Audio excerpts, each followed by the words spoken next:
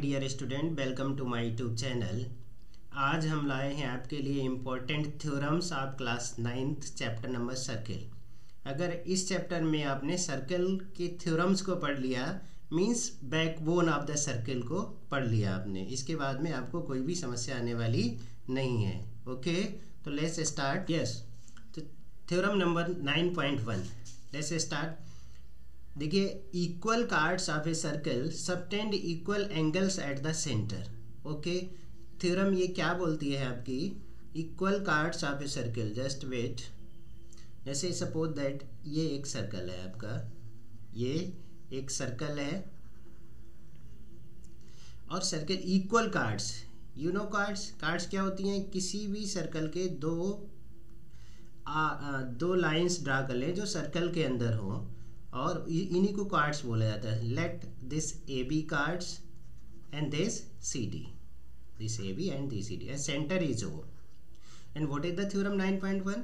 Equal chords of a circle subtend equal angles at the centre, यानी centre पर equal angles बना रहे। अब एंगल्स कैसे बनेंगे, जब एंड पॉइंट जो कार्ड्स के हैं उसको ज्वाइन कर दें हम, ऐसे ही इसके भी एंड पॉइंट कार्ड्स के ज्वाइन कर दें, तो ये आपके क्या बन गए, सेंटर पर एंगल बन गए। ओके, सेंटर पर एंगल बन गए।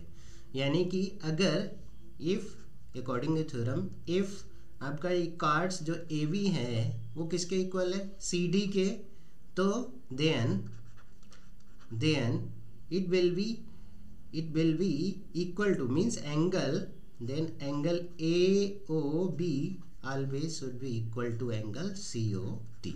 ओके, ये थ्योरम है। यानी कि अगर कार्ड्स इक्वल हैं, अगर ये कार्ड्स इक्वल हैं, A B equal to C D है, तो सेंटर पर एंगल क्या होंगे, इक्वल होंगे। ओके, और थ्योरम 9.2 वो जस्ट इसकी कन्वर्स है। देखिए, जस्ट वेट, ये theorem 9.2, if the angle subtend by the cards of a circle at the centre, यानी ये कोई सर्कल है, ये कोई सर्कल है और सर्कल में if the angle subtend by the chord of a circle at the centre are equal.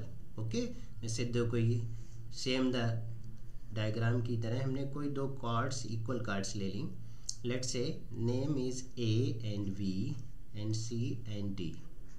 If here is the converse of the 9.1, how converse कैसे, देखो suppose let's say if the angle subtend by the cards of a circle at the center are equal, यानी कि ये centre पर angle equal अगर हो, ये angle equal हो। अभी लास्ट में हमने क्या पढ़ा था, ये कार्ड्स इक्वल हैं। क्या है, कार्ड्स इक्वल हैं, तब हम क्या को बोल सकते हैं कि हमारे जो सेंटर पर एंगल बन रहे हैं वो इक्वल होंगे। और ये कन्वर्स है 9.2 थ्योरम है वो 9.1 की कन्वर्स है। यानी कि if the angle subtend by the chord of a circle at the centre are equal means, अब इसमें क्या होगा, if angle are equal means angle A O B equal to angle C O D, then this condition must be satisfy.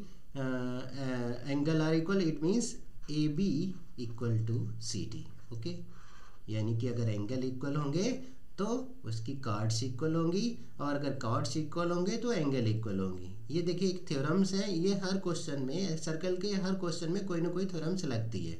Okay, next one, theorem number 9.3, let's say the perpendicular from the centre of a circle to a chord bisect the chord. Okay, देखिए जैसे ये कोई circle है और circle से एक card हमने draw की सर्कल में, और एक सेंटर से, देखिए the perpendicular from the centre, यानी सेंटर से अगर परपेंडिकुलर ड्रा करें, यू नो परपेंडिकुलर मींस 90 का एंगल बनाता हो, 90 का एंगल बनाता हो।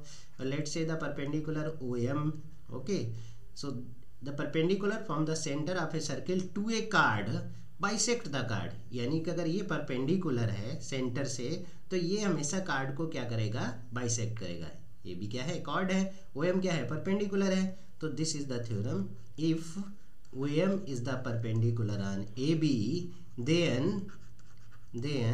this OM will bisect the AB. Then we can say AM is equal to MB. Okay, keep in mind always. And its converse also true, means in theorem 9.4, the line drawn through the center of a circle to bisect a car perpendicular to the card means देखो ये कोई circle अगर है, अगर ये कोई circle है और ये कोई कॉर्ड है, कॉर्ड ए बी, लेट से ए बी, एंड सेंटर से, यानी कि अगर हम mid point, mid point means कोई अगर लेट से पॉइंट एम, ये ऐसा पॉइंट है, मीन्स ये डिवाइड करा है, M is divide the A B in two equal parts, okay.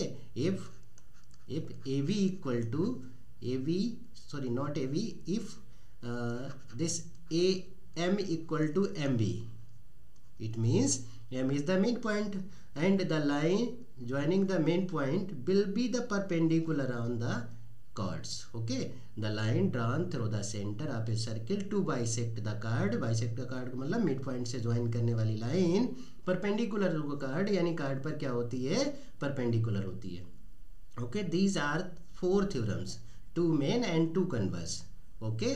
तो ये थ्योरम्स को आप लर्न कर लेंगे और रिमेनिंग जो 4-5 थ्योरम्स हैं उसको हम नेक्स्ट पार्ट में लाएंगे। और अगर आपको समझ में आया तो अपने फ्रेंड्स को शेयर कीजिए, लाइक करिए, और इसी तरीके से अगर सपोर्ट करेंगे तो हम फुल सिलेबस आपको कराएंगे, ओके। अगर आपको और इससे कम इसमें कोई प्रॉब्लम हो तो आप कमेंट करके हमसे पूछ सकते हैं, okay. Thank you, take care, Jai Hind, Vande Mataram, good bye.